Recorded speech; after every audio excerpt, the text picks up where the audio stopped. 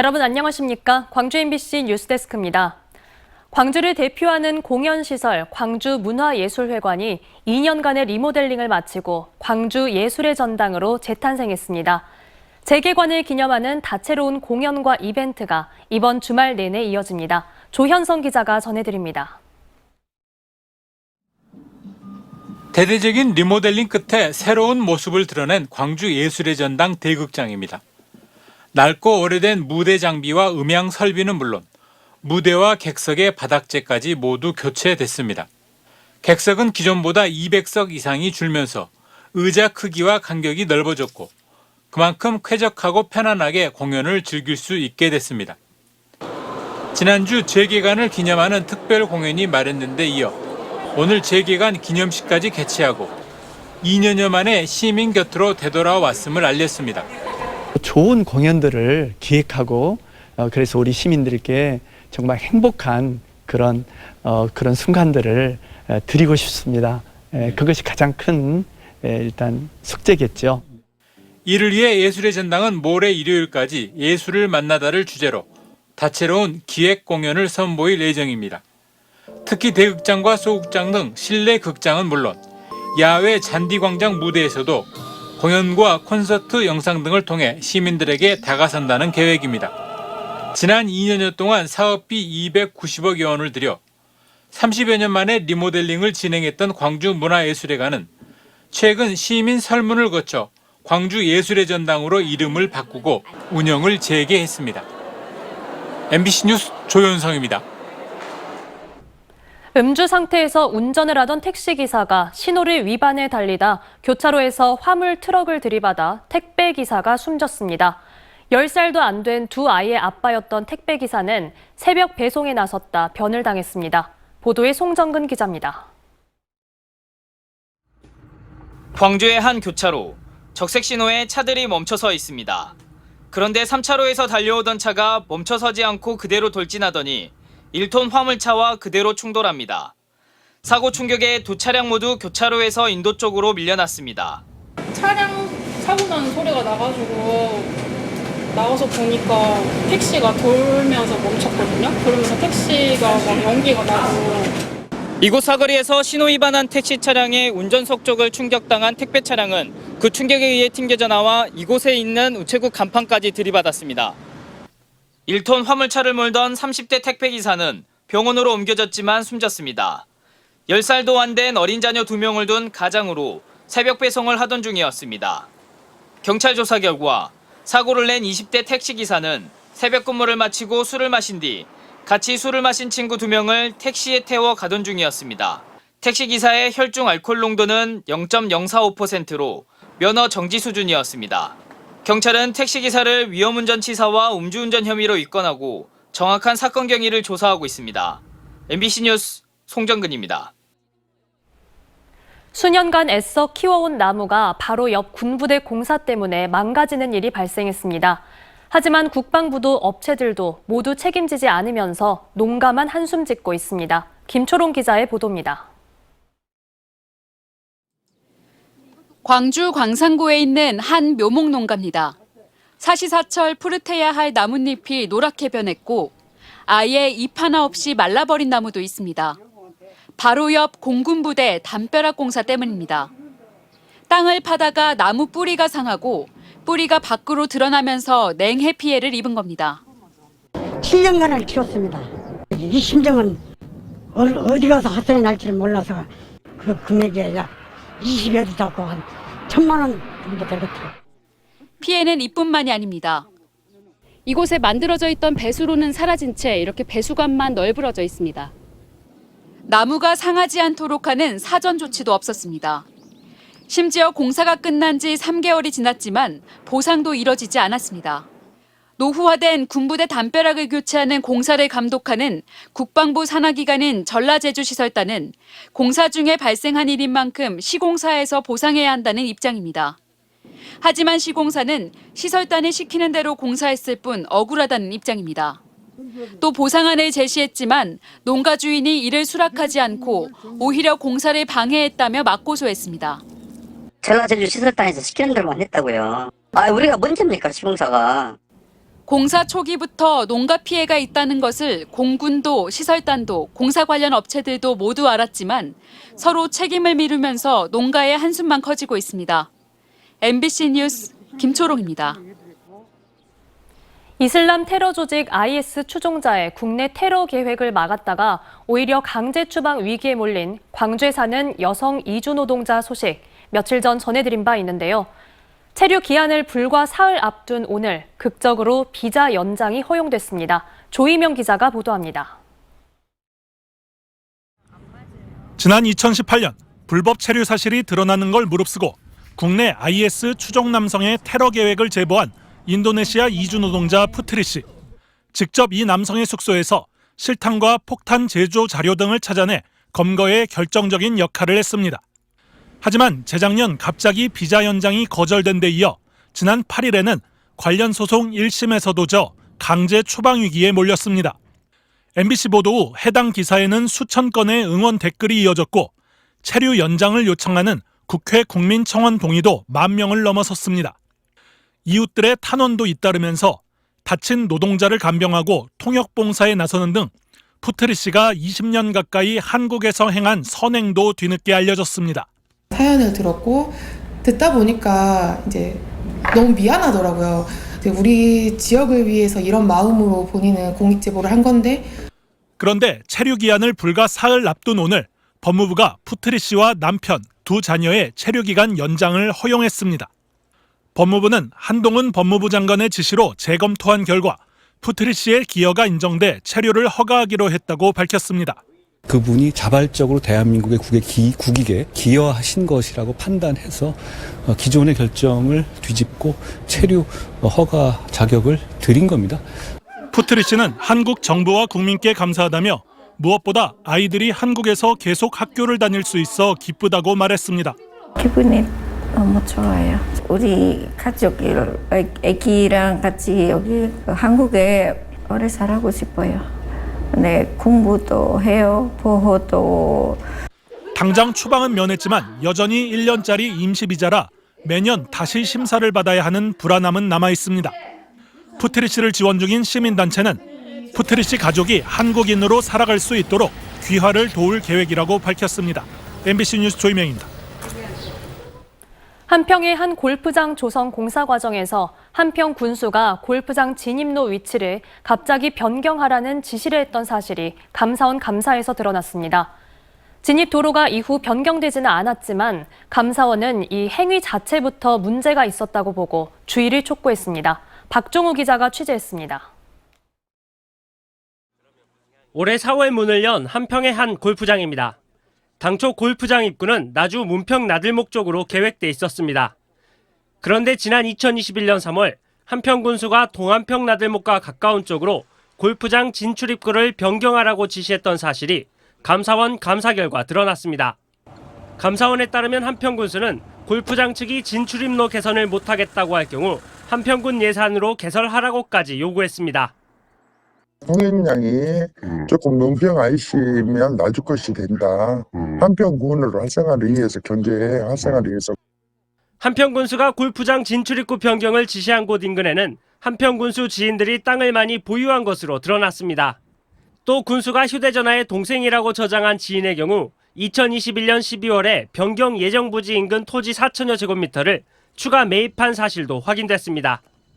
한평군은 군수 지시대로 당시 진출입구 변경을 검토했었지만 결국 당초 계획대로 진출입구를 유지하기로 했습니다. 이 많은 군비를 투입해서 했을 때 그만큼 효과가 있을까라는 의구심이 든 거죠. 그래서 굳이 그 많은 돈을 들이지 않고 일단은 그냥 그대로 가고. 하지만 감사원은 한평 군수가 부당하게 진출입구 변경을 골프장 측에 요구하고 진입도로를 한평군 예산으로 개설하도록 해 한평군 재정에 손해 발생 위험을 초래했다며 한평 군수에게 주의를 촉구할 것을 행정안전부에 요구했습니다. 이에 대해 한평군은 토지를 매입한 주민과 군수는 특별한 친분이 없고 기존 안대로 진출입구가 확정돼 재정 손해는 전혀 발생하지 않았다며 감사원 감사 결과를 반박하고 나섰습니다. MBC 뉴스 박종호입니다.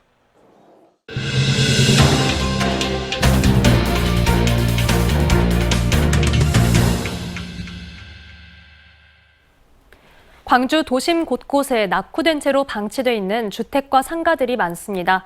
사람들로 가득 찼던 거리가 이제는 버려진 구도심이 돼버렸는데요. 취업 대신 창업을 선택한 청년들에겐 이런 공간들이 큰 기회로 다가오고 있습니다. 임지은 기자가 직접 만나봤습니다.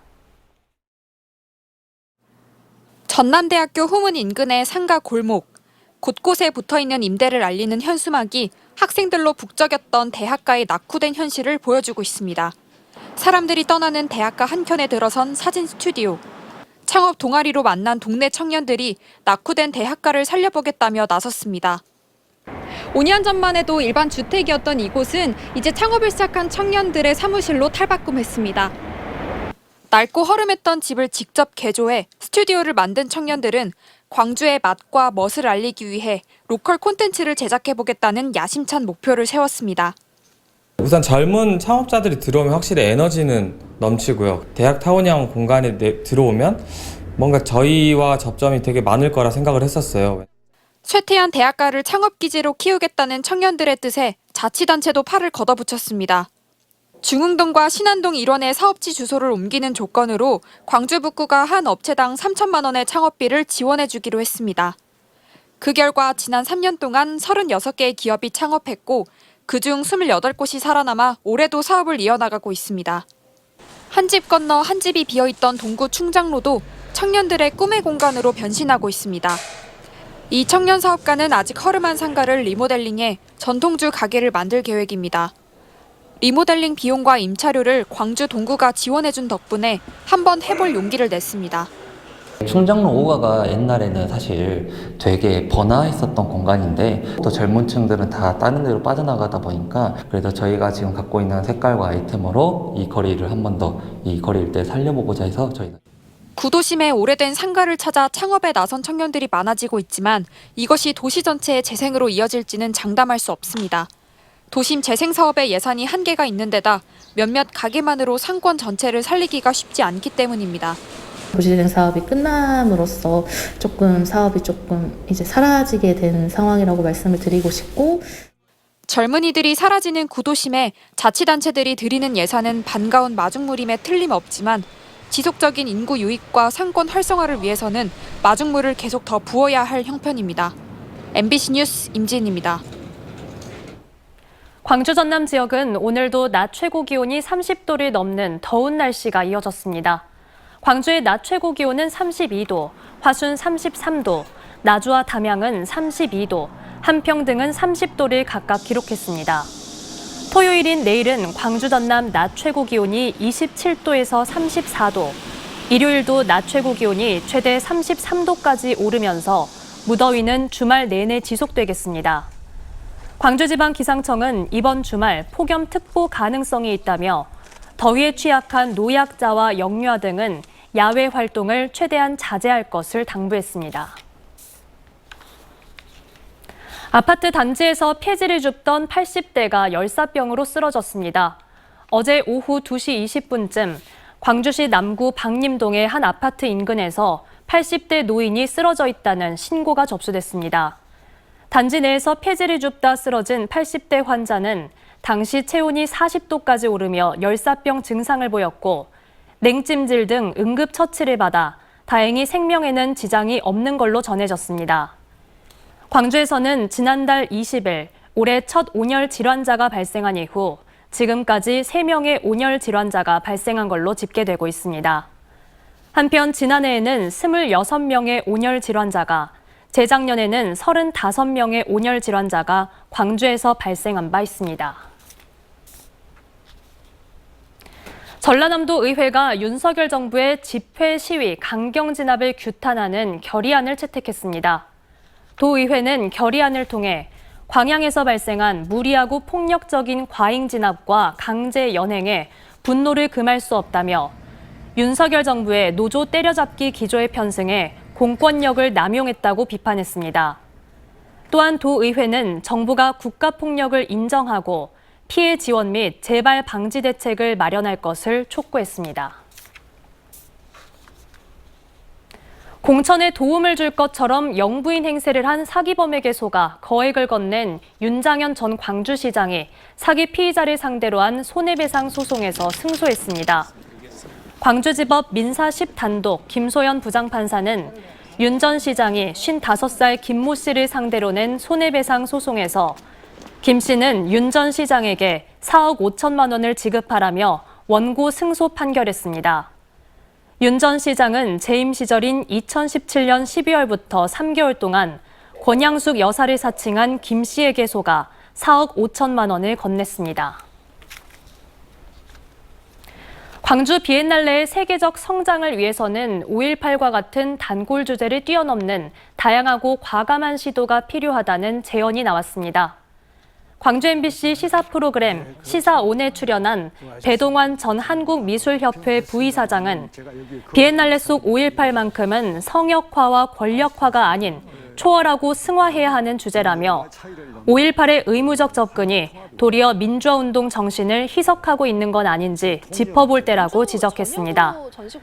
박양우 광주 비엔날레 대표는 내년 30주년 15회 비엔날레는 과감한 시도와 내실 있는 콘텐츠로 세계적인 권위를 입증하겠다고 강조했습니다. 오늘 방송은 광주 MBC 유튜브 계정과 오는 일요일 아침 8시 5분 광주 MBC TV에서 다시 볼 수 있습니다. 전라남도 동부지역 본부를 확대하는 내용의 전남도 조직 개편안이 전남도 의회 본회의를 통과했습니다. 전남도 의회는 오늘 제372회 정례회 본회의를 열고 전라남도가 제출한 행정기구 설치 조례 일부 개정안을 찬성 44표, 반대 11표로 원안 가결시켰습니다. 조직 개편안이 통과되면서 전라남도 동부지역 본부는 4개 실국 320명 규모로 확대될 예정입니다. 친구를 살해하려다 미수에 그친 혐의로 검찰에 넘겨진 60대 남성이 교도소에서 극단적 선택을 한 사실이 뒤늦게 밝혀졌습니다. 이 남성은 살인 미수 혐의로 구속 송치된 지난달 22일 목포 교도소 내 수감시설에서 극단적 선택을 해 병원으로 옮겨졌지만 숨졌습니다. 이 남성은 한평의 한 농장에서 친구의 목을 흉기로 다치게 한 혐의로 입건됐는데 수사 과정에서 혐의를 부인해왔던 걸로 알려졌습니다.